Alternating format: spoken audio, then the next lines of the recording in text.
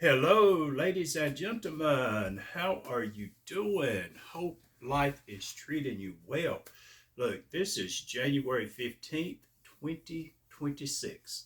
It's been about 3 weeks, I guess, since I've checked in on y'all. Hope you're doing well. Hope your new year is going phenomenal. For me, absolutely no complaints. Um, I do believe now, especially that I'm getting older, uh, every day is pretty much what we make it. Whether we choose to dive into the drama and stuff like that is going on, inserting ourselves into things that we just cannot change. Now, with that said, my name is Mark. I want to thank you for stopping by. Again, I hope you're doing well. What I want to talk to you about is no good deed goes unpunished.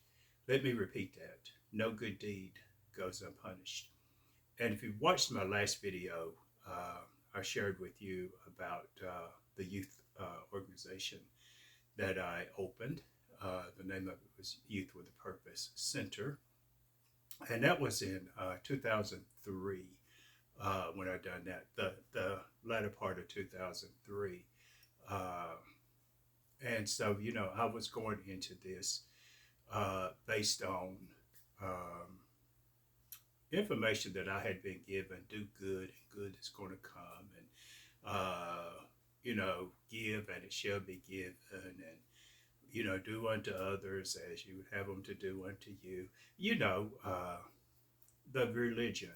Now, notice the difference. I didn't say our faith. I said our religion that was given to me, and now hindsight is 2020. I am older, but it's been a long process for me to just let that all of that information sink in. And I go back. I think it was probably the late '80s, maybe '90s, and I think it was Eddie Murphy um, that hosted Saturday Night Live. Now they just call it SNL. But in his skit, he would say, "Hear me now, believe me later." So that's what I'm going to say to y'all. Hear me now, believe me later. Now, in my thinking, growing up primarily in the foster family that I grew up in, they were very giving people. Now, they were fortunate. I mean, a lot of times, the people that they reached out to, they would come back and give back to them until, and that's where I know until the tragedy happened.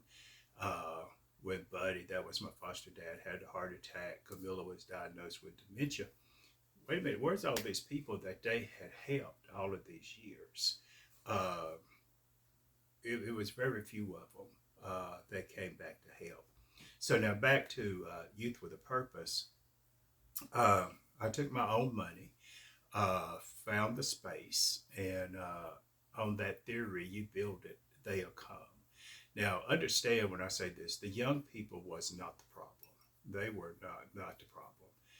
And I started it in a small city township um, in the western end of North Carolina, maybe 1,000 square feet. And, people would drop by as I was getting the place painted and, picking up materials and I was doing my own paperwork, and that's what I really learned how to do the spreadsheet and use Excel, self-educated, because up until then, all the jobs that I had just followed the program. So, coming up with the mission statement, I mean, I would be in that building sometimes 12 to 14 hours. I was not getting paid for this, but I had this high hope that, adults would come in and help, especially with their own kids. Now, occasionally there was in the western end of North Carolina, very small town. And the young people that came in there once I had the grand opening and stuff like that had support. I mean, family members came, support the grand opening. Some friends came. And so I was like, okay, this is going to work. Yeah, I got this support behind me. But that was that one day. Um, so, there again, at the beginning, I did not bring anyone on as far as a payroll status. And I was still in the process of getting the approval of the 501c3 status. And so eventually that came through. So there, you set on go. So the young people that I had there, um, they were older teens. So they were most of them were already in high school. Had a few that was in middle school. They weren't a problem, and didn't need a lot of volunteers. Really didn't need anyone on payroll. But there was a couple other ministers because people that know me, I was or I'm still ordained. I can still that's my pitch right there. If you need a wedding done, I'm your man. I don't care who you marry, what you marry. If you got the money to pay me, I'm your man. But another minister came on board and started volunteering, and lo and behold, behind my back, he was trying to take over, and um, I had seen that happen to other people, and so got that under control. So then another gentleman came in. He started volunteering. Well, his wife is a minister, and so she wanted a place to preach. They just did not want to take the responsibility, the financial responsibility of signing a lease. They wanted to do their thing, but they wanted me to take the responsibility. So, and then people would start coming in, and there was one individual in particular. Uh, I mean, she would come in and critique everything. She wasn't going to find anything that I'd done right. Now, that don't necessarily have to be within the organization. That can be just in your everyday life. So, I left it open there for uh, 8 months, I think, maybe 8 or 9 months. And during that time, Buddy, that was my foster dad, had a heart attack. And the doctors said that he wasn't going to make it. And anyway, he did make it. 91, he still lived to be 105, had a total blocked artery. So, not knowing what his health was going to be, I decided to relocate it closer to the area that I'm in now, and also closer to the inner city. Well, there again, no good deed goes unpunished. Now, when I called the owner of this building, he quoted me like $4,000 a month. Um, this was a much larger place, maybe 14, 15,000 square feet, maybe. It was huge. Um, so I came to an agreement with him. Um, so took took the building, and I started working. It had a lot of work to be done. Well, different people would come by, to see what I was going to do in there. And I mean, there was painting to be done. There was offices to be set up and all of that. And anyway, after the work was done, now it wasn't ready for young people to come in. That was part of the agreement that I had with the owner, that I can go in and set up the building um, for a month without having anything going on. Just let me have the building for this month. And Doug, I forget his last name now, phenomenal man. To help save money, he left the gas in his name, he left the power in his name, the garbage for the dumpster stayed. So that saved a whole lot of money as far as having to put deposits to all of that. So anyway, I had brought a young man on to help because I had worked with his mother, and he was already accepted into college. He just wanted to make some extra money. And again, I think he was like 18. So he was already playing. He just wanted to make some extra money. He wasn't going to be there for a long period of time. So I went to the housing authority because they had a property that was vacant, and I was explaining to the director there what I wanted to do. And there I met the director's secretary. And so I really thought that she was on my side as far as developing programs and ABCD. So this area I knew I was going to need help. So she sent a lady by because I wanted like a program director, and I was going to handle, um, you know, any of the workshops. So because at that time I did do Bible classes, was putting in a art class. Uh, in other words, it was going to be much larger span as far as the programs that was going to be offered than it was in the western end of North Carolina.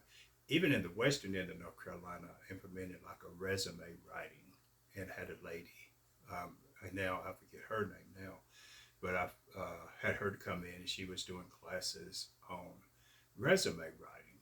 Well, lo and behold, ran a ad in the newspaper announcing it, sent out announcements to different churches, and that wasn't something there that people were interested in. So I wasn't discouraged because I know what it's like working with my people, if I must say.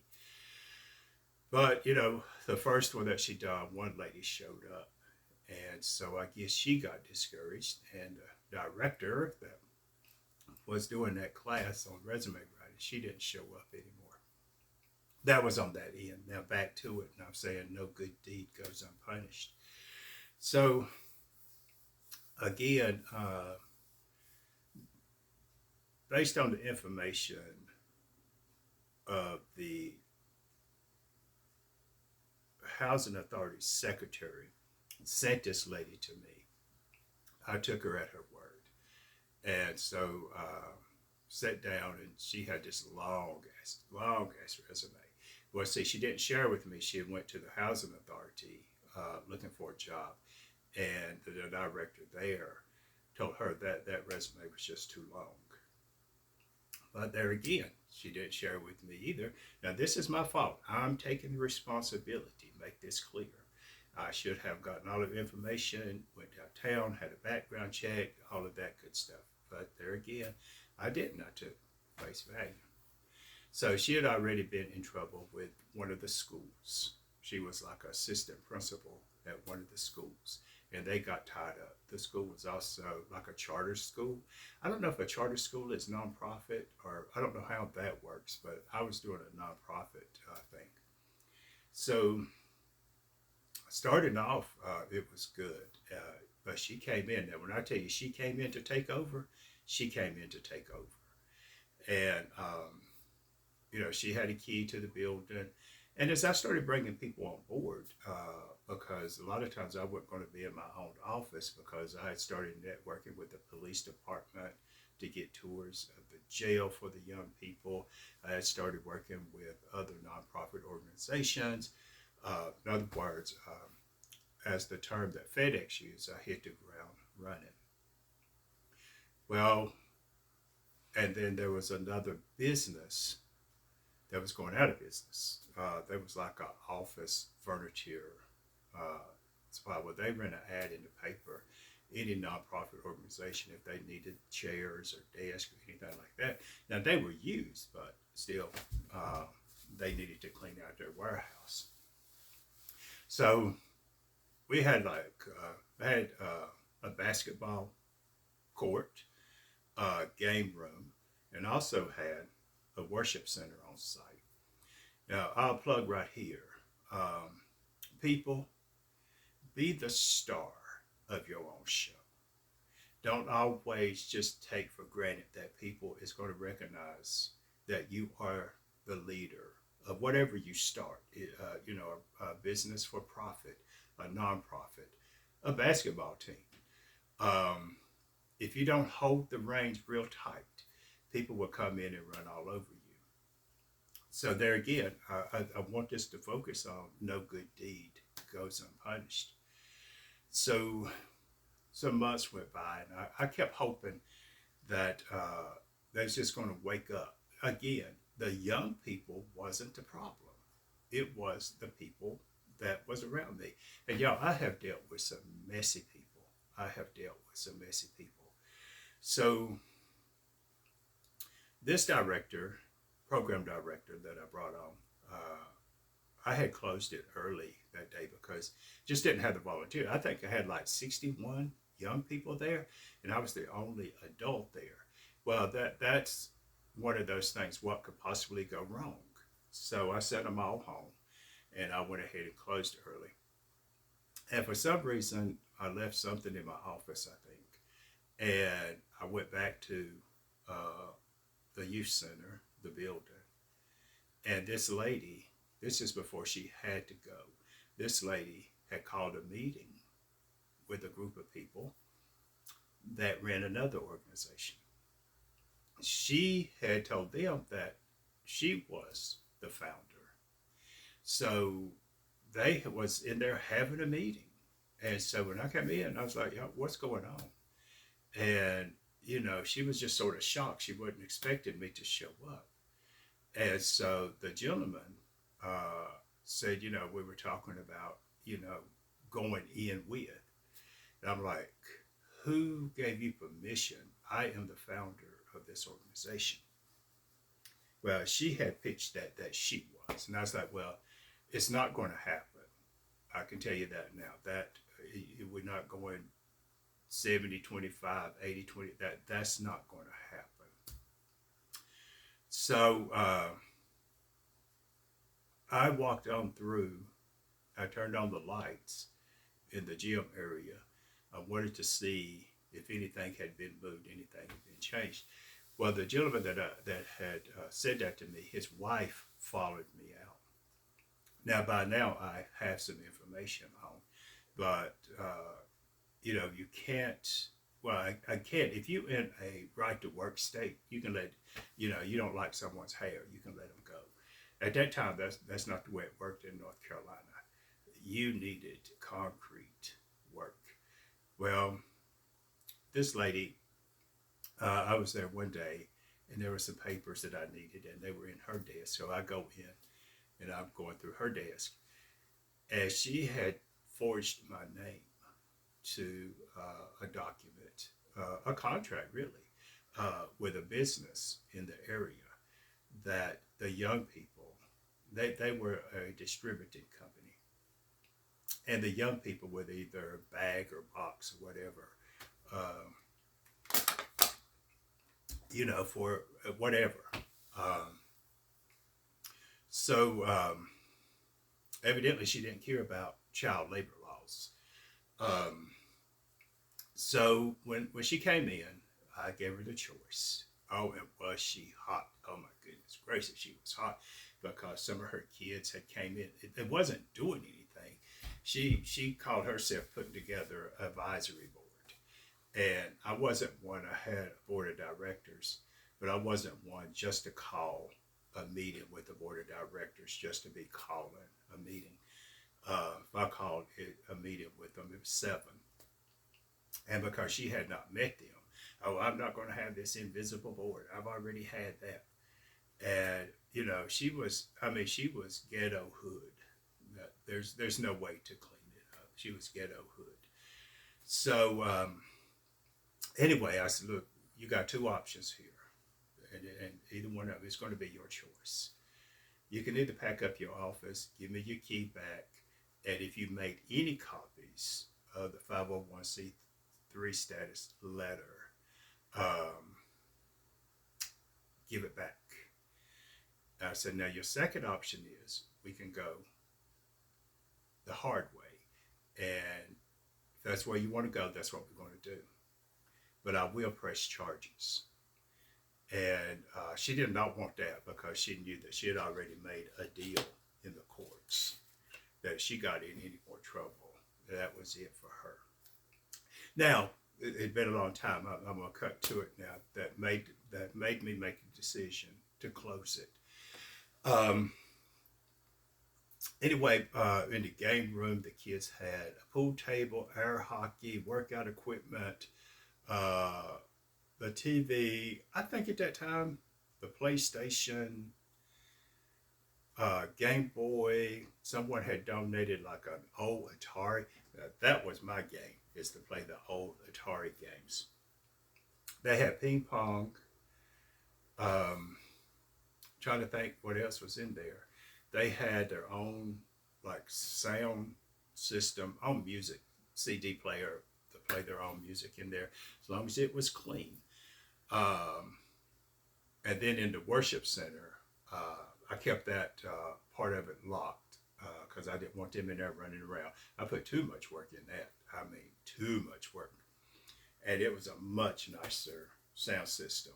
In the game room, they didn't have the mics, the PA system. They just had CD player hooked up and the speakers sound good, but they didn't have all of that.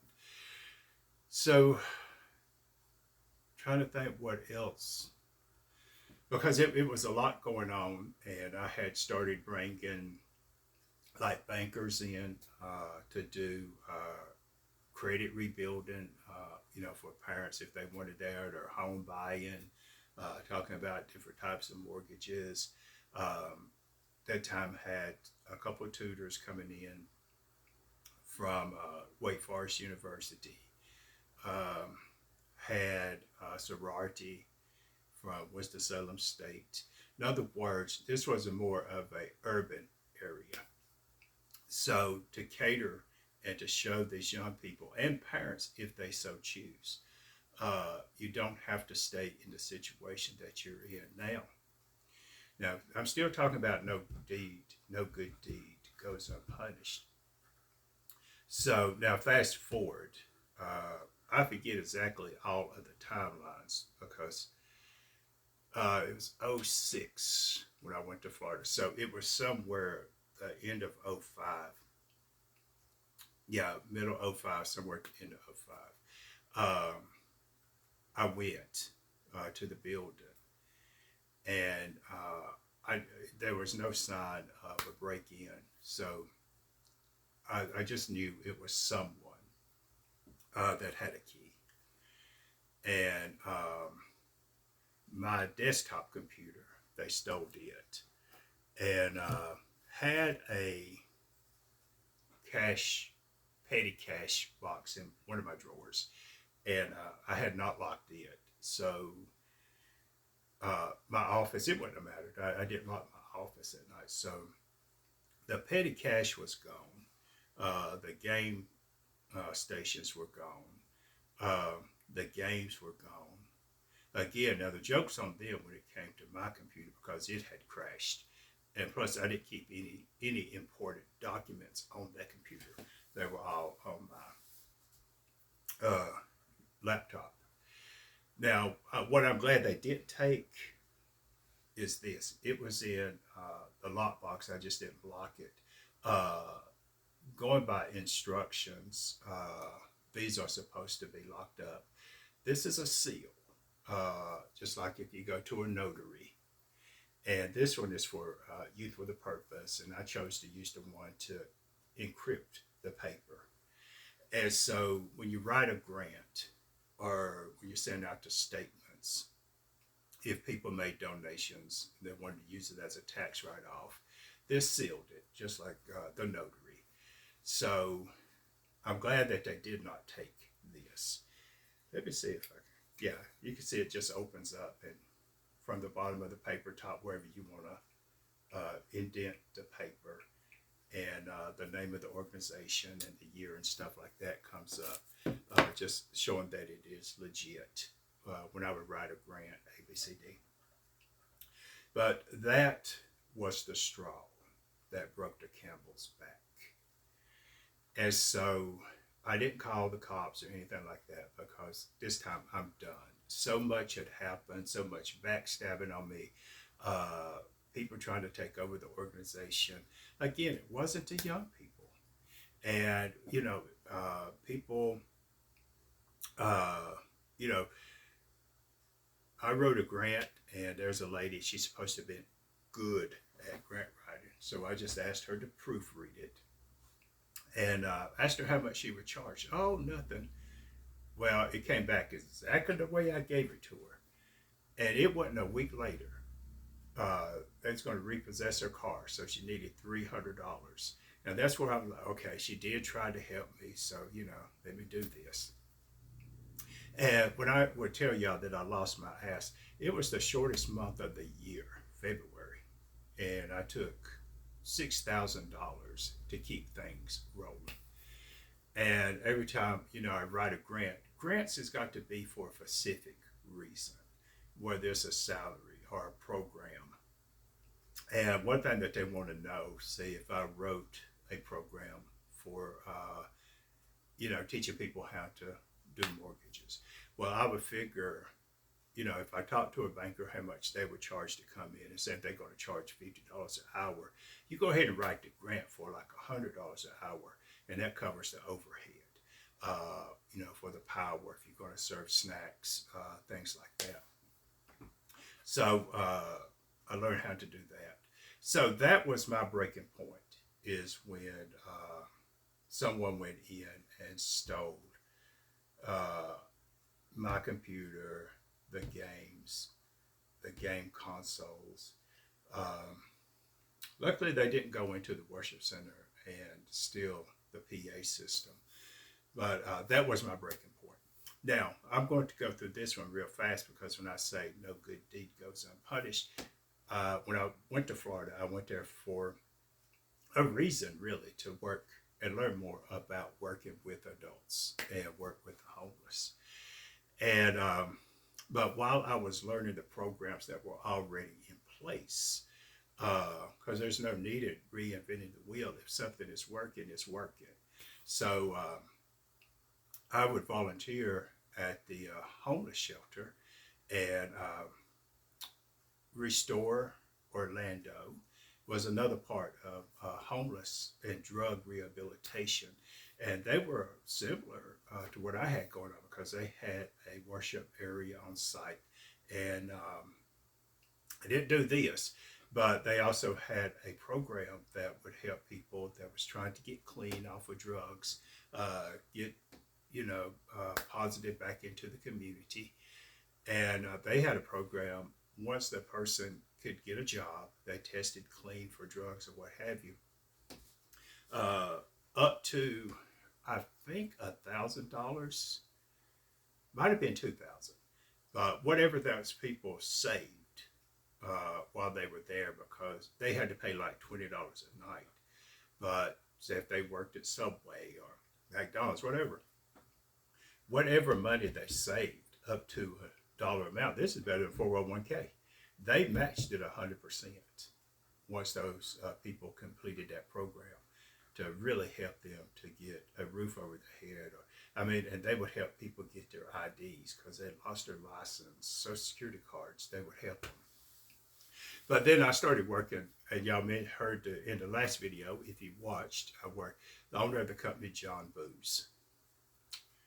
And when I started working for John, good-hearted person. When I tell you good-hearted person. Now I want to fast forward through to this, because I wasn't there long until his co-owner said, he was going to take over the company, and if I was going to stay. And I'm like, well, are you going to continue the things that John has going? He said, yeah. But when he said take over the company, I thought, John was going to retire and, pass the company on, or he's going to buy it from John. But that wasn't the case. And one Saturday, this is what I'm saying, I'm cutting to the chase, because by the time this happened, I had been there for a little while. And once that drama and that mess, once I got an understanding of what him and another co-worker was plotting, like, no, I can't, I'm not getting involved with this. So there again, John, we all had keys. John never locked his office. Never.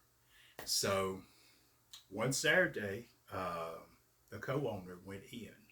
Now, I wasn't there firsthand. I'm basing this on what John had shared with me, because I could definitely feel the pain. I could see the pain. Because again, John, good-hearted person. If we needed anything, if we felt like we was running low in money, John was there. I seen this firsthand. During the 07, 08 recession, I see where John wrote a personal check of $90,000. So we got paid. And so I said that's where I could definitely resonate, because I was paying people when I wasn't getting paid. So he wrote a personal check for his secretary to deposit to meet his payroll because business had dropped quite a bit during that time. But they went in on Saturday. When I say they, Node's co-owner was one of them, took in a computer hacker and hacked into John's computer. And how John found out about that is because those dumbasses didn't reset the security alarm. The reason I know they didn't reset security alarm is because they didn't. Little side door that goes into the warehouse, not the big dock door, the little side door. They didn't lock it. So evidently, it just opened, maybe a wind blew it open or something like that because it wasn't shut tight. And just so happens that Monday morning, John got there before I did, and it was open. So naturally, by me getting there, John asked me if I had been there. I said, no, I'm just now getting here. So he started doing his investigation. He found out what happened. John was a good-hearted person.